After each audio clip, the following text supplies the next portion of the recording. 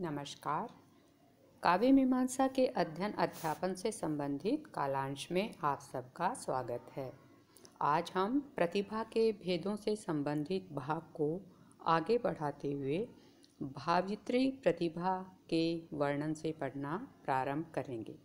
पिछले वीडियो तक हमने कार्यत्री प्रतिभा तथा उसके आधार पर कवि भेदों के 3 रूपों का अध्ययन कर लिया था।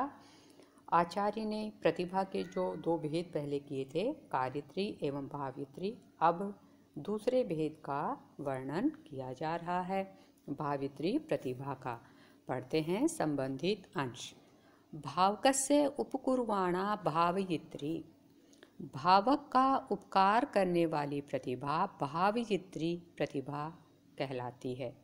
हमने पहले पढ़ा था कवि का उपकार करने वाली, कवि को काव्य रचना में प्रवृत्त करने वाली, काव्य से संबंधित विषयों का ज्ञान कराने वाली जो प्रतिभा है वो कार्यत्री प्रतिभा कहलाती है। अब आगे बताते हैं कि भावित्री क्या होती है, जो भावक का जो है उपकार करती है। तो बताया भावकस्य उपकुर्वाणा, भावक का उपकार करने वाली प्रतिभा भावित्री प्रतिभा कही जाती है। साहि कवेः श्रम अभिप्रायं च भावयति। यह प्रतिभा कवि के श्रम और अभिप्राय को भावित करती है।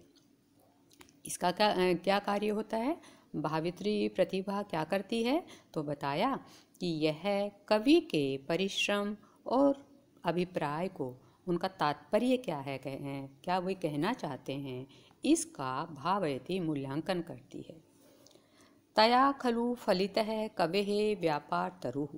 कवेः व्यापारतरु, कवेः व्यापारतरु, कवि का व्यापार स्वरूप वृक्ष, अर्थात कवि कार्य रूपी वृक्ष। कवि जो व्यापार करता है अर्थात जो काव्य रचना करता है, कवि का कार्य क्या हुआ? काव्य रचना। तो जो कवि व्यापार रूपी वृक्ष है वह तया खलु फलित है, उसी से फलित होता है। किससे फलित होता है? इस भावित्री प्रतिभा से ही फलित होता है। अन्यथा स अवकेशी स्यात्, इसके अभाव में यह काव्य रूपी वृक्ष अवकेशी हो जाता है, निष्फल हो जाता है। भावित्री प्रतिभा के अभाव में वह काव्य रूपी वृक्ष निष्फल हो जाएगा। कह पुनः अनयो भेद यत् कविः भावयति भावकश्च कवि इत्याचार्य। अब आचार्य राजशेखर प्रश्न उठाते हैं कि आचार्य ये कहते हैं कि कह पुनः अनयो भेद, इन दोनों में भेद क्या है? यत् कविः भावयति, यदि कवि भावक होता है, भावकः च कवि, और भावक कवि होता है।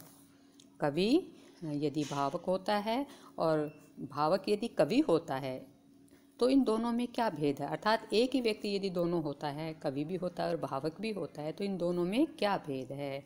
तो वो कहते हैं इस विषय में आचार्यों का कथन है, तदाहु, यह कथन है क्या कि प्रतिभा तारतम्येन प्रतिष्ठा भुवि भूरिधा, भावकस्तु कविः प्रायो न भजत्यधमां दशां, न भजति अधमां दशां।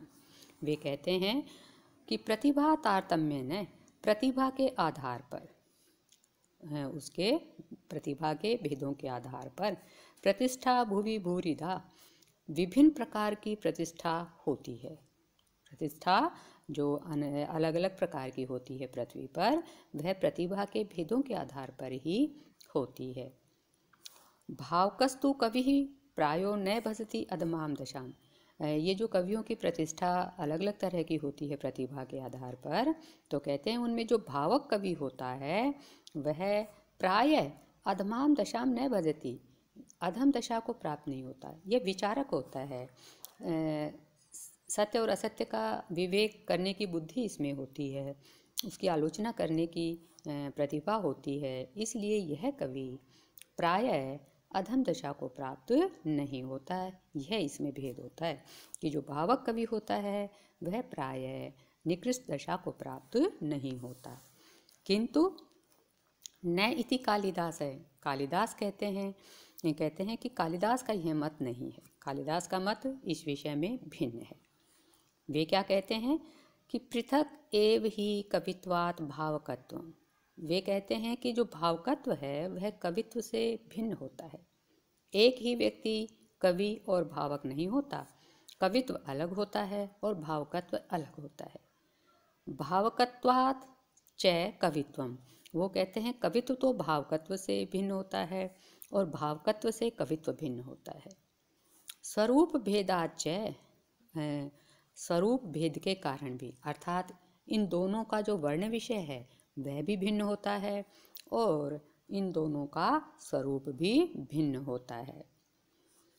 अब आगे कहते हैं कि जैसा कि कहा भी गया है, कालिदास अपनी बात को पुष्ट करने के लिए आगे यह मत प्रस्तुत कर रहे हैं कि जैसा कि कहा भी गया, अन्य लोगों के मत को उपस्थित कर रहे हैं। कश्चित वाचम रचयितुमलं श्रोतुमेव अपरस्ताम कल्याणी ते मतिरुभयथा विस्मयं नस्तनोति न हि एकस्मिन् अतिशयवतां सन्निपातो गुणानां एकः सूते कनकम उपलस्तत्परीक्षा क्षमो अन्यः।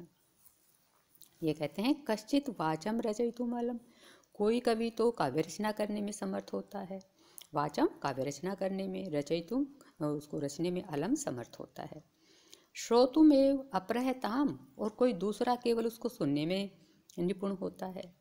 अपरह दूसरा, ताम उस वाणी को, श्रोतुम सुनने में निपुण होता है। कल्याणी ते मति उभय था विस्मयम नह तनोति। ये कहते हैं किसी महाकवि के लिए कह रहे हैं कि हे महाकवि, तुम्हारी मति बुद्धि कल्याणी, कल्याणकारी है। तुम्हारी ये जो कल्याणकारी बुद्धि है ये उभय था, दोनों प्रकार की है, अर्थात काव्य की रचना करने में भी समर्थ है और उसकी आलोचना करने में भी सक्षम है। विस्मयम नह तनोति, यह हमें आश्चर्य उत्पन्न करती है। बड़ा आश्चर्य है कि तुम्हारी कल्याणी बुद्धि दोनों प्रकार की है, यह काव्य रचना और उसकी आलोचना करने में भी सक्षम है। यह सामान्य बात नहीं है।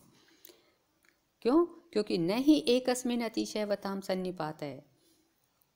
ये कहते हैं एकस्मिन्, एक व्यक्ति में क्या होता है, अतिशयवतां गुणानां सन्निपात है, न अनेक गुणों का सन्निपात दुर्लभ होता है, प्राय नहीं देखा जाता। एक ही व्यक्ति में अनेक गुणों का सन्निपात या होना, उसकी उपस्थिति प्रायः नहीं देखी जाती है। कैसे? तो बताते हैं कि एक है सूते कनकम उपलय तत्परीक्षा क्षमय अन्य। एक पत्थर का उदाहरण देते हैं कि एक है उपलय, एक पाषाण खंड, एक जो पत्थर का टुकड़ा है वह क्या करता है, कनकम सूते, सोने को जन्म देता है। कनक सोना, सूते उत्पन्न करता है। और अन्य दूसरा परीक्षा क्षमय, दूसरा जो पाषाण खंड है वह उस सुवर्ण की परीक्षा करने की योग्यता रखता है, उसकी परीक्षा करने में सक्षम होता है। इस तरह से कहते हैं कि दो पत्थरों में दो तरह की योग्यता होती है, अलग अलग योग्यता होती है। उसी तरह से कवि या जो सामान्य व्यक्ति होते हैं उनमें भी सब में अलग अलग प्रकार की विशेषता होती है। एक में ही अनेक गुणों का होना प्रायः दुर्लभ होता है। इस तरह से यहाँ पर आचार्य राजशेखर ने भावित्री प्रतिभा का लक्षण कर उसके आधार पर कवि का स्वरूप बताया और उससे संबंधित विद्वानों के मत भी यहाँ पर उपस्थित किए। आज इतना ही। आप सभी की कुशल मंगल कामना के साथ धन्यवाद। जयतु संस्कृतम, जयतु भारतम।